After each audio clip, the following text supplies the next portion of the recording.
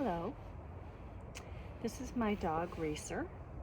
My name is Jennifer, and we're going to read a story today. It's one of my favorite stories called Amos and Boris, written by William Steig.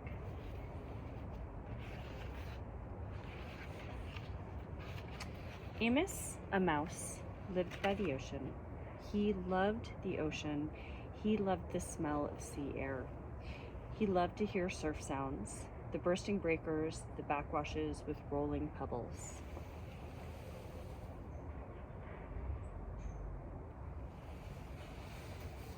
Amos the mouse. He thought a lot about the ocean, and he wondered about the faraway places on the other side of the water. One day he started building a boat on the beach. He worked on it in the daytime, while at night he studied navigation. When the boat was finished, he loaded it with cheese and biscuits and acorns, honey and wheat germ, and 2 barrels of fresh water, a compass, a sextant, a telescope, a saw, a hammer and nails, and some wood, in case repairs should be necessary, a needle and thread for the mending of torn sails, and various other necessities such as bandages and iodine, a yo-yo, and playing cards.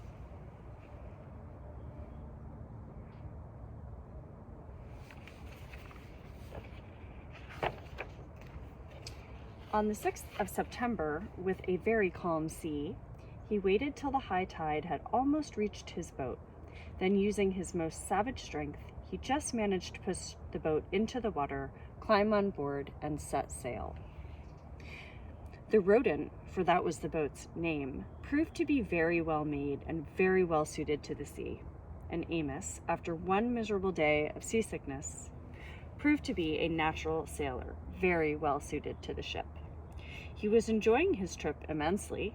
It was beautiful weather. Day and night he moved up and down, on waves as big as mountains, and he was full of wonder, full of enterprise, and full of love for life.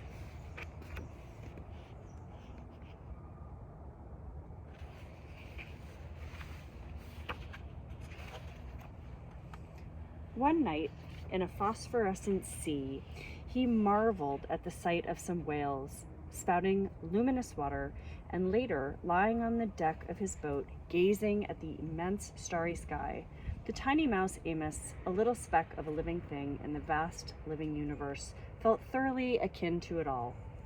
Overwhelmed by the beauty and mystery of everything, he rolled over and right off the deck of his boat into the sea.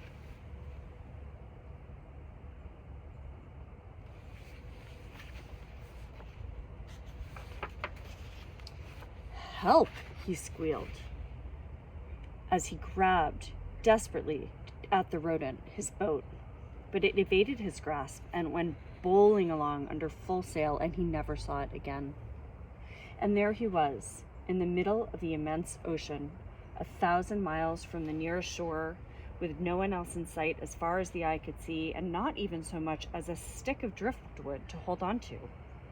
Should I try to swim home, Amos wondered?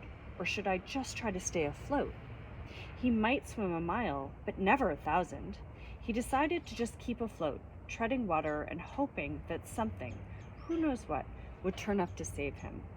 But what if a shark or some big fish, of course, a mackerel, turned up? What was he supposed to do to protect himself? He didn't know.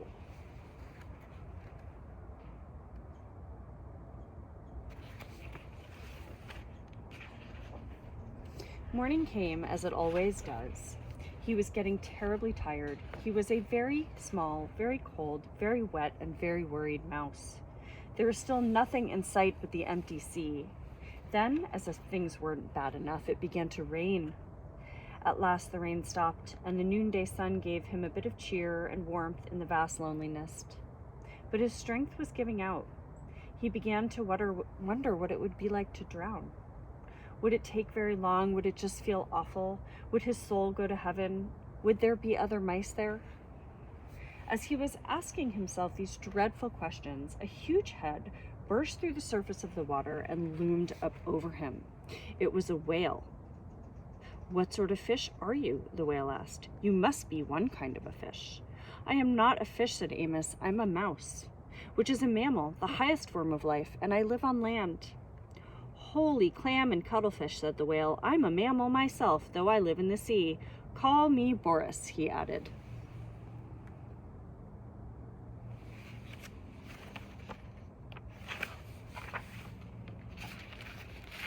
Amos introduced himself and told Boris how he came to be there in the middle of the ocean. The whale said he would be happy to take Amos to the Ivory Coast of Africa, where he happened to be headed anyway, to attend a meeting of whales from all over the 7 seas. But Amos said he'd had enough adventure to last him a while. He wanted only to get back home and hoped the whale wouldn't mind going out of his way to take him there. "Not only would I not mind," said Boris, "I would consider it a privilege. What other whale in all the world has had the chance to get to know such a strange creature as you? Please climb aboard." And Amos got on Boris's back. "Are you sure you're a mammal?" Amos asked. "You smell more like a fish." Then Boris the whale went swimming along with Amos and the mouse on his back.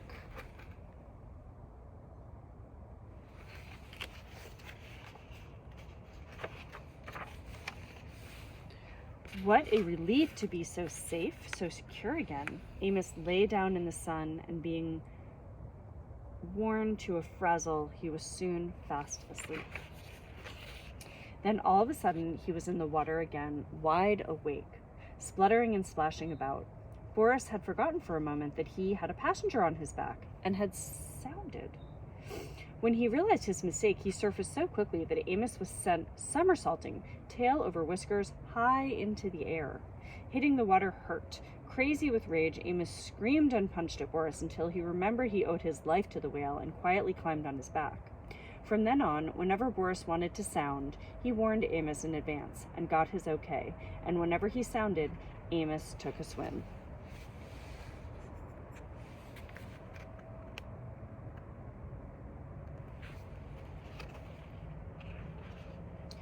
Swimming along, sometimes at great speed, sometimes slowly and leisurely, sometimes resting and exchanging ideas, sometimes stopping to sleep, it took them a week to reach Amos's home shore. During that time, they developed a deep admiration for one another. Boris admired the delicacy, the quivering daintiness, the light touch, the small voice, the gem-like radiance of the mouse. Amos admired the bulk, the grandeur, the power, the purpose, the rich voice, and the abounding friendliness of the whale. They became the closest possible friends. They told each other about their lives, their ambitions. They shared their deepest secrets with each other. The whale was very curious about life on land and was sorry that he could never experience it. Amos was fascinated by the whale's accounts of what went on deep under the sea. Amos sometimes enjoyed running up and down on the whale's back for exercise. When he was hungry, he ate plankton. The only thing he missed was fresh, unsalty water.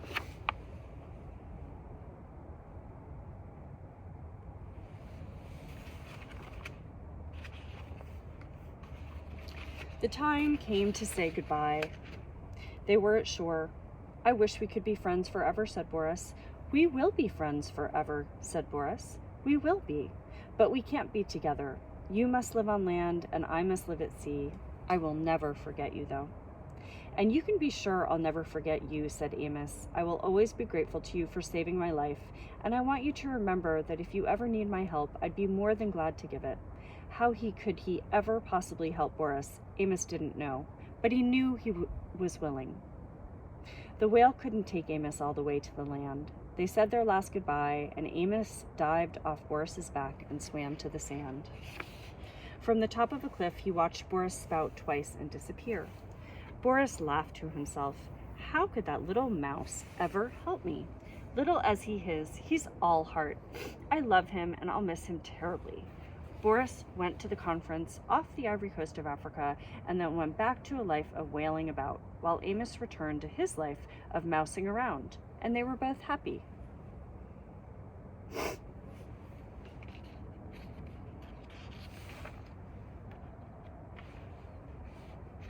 Many years after the incidents just described, when Amos was no longer a very young mouse, and when Boris was no longer a very young whale, there occurred one of the worst storms of the century, Hurricane Yetta.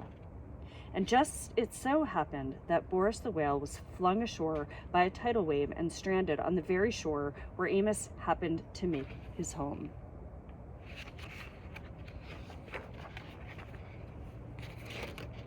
It also just so happened that when the storm had cleared up and Boris was lying high and dry on the sand, losing his moisture in the hot sun and needing desperately to be back in the water, Amos came down to the beach to see how much damage Hurricane Yetta had done. Of course, Boris and Amos recognized each other at once. I don't have to tell you how these old friends felt at meeting again in this desperate situation. Amos rushed toward Boris. Boris could only look at Amos.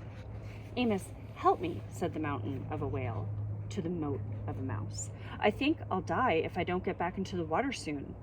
Amos gazed at Boris in an agony of pity. He realized he had to do something very fast and had to think very fast about what it was he had to do. And suddenly, he was gone. "I'm afraid you won't be able to help me," said Boris to himself. Much as he wants to do something, what can such a little fellow do?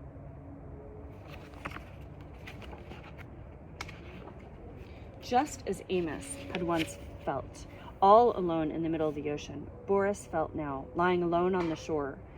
He was sure he would die, and just as he was preparing to die, Amos came racing back with just 2 of the biggest elephants he could find.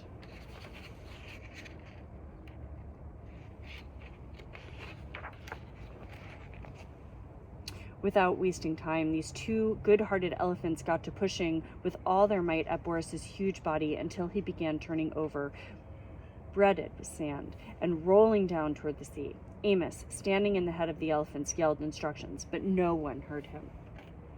In a few minutes, Boris was already in the water with waves washing at him, and he was feeling the wonderful wetness.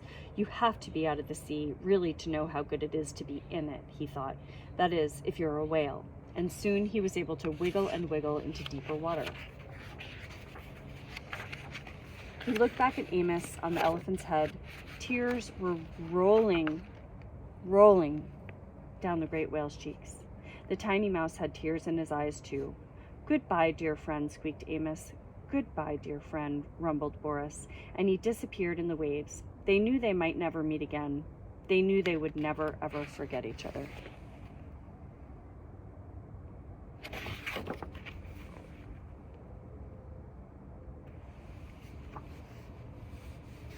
Thank you for reading with Racer and I today.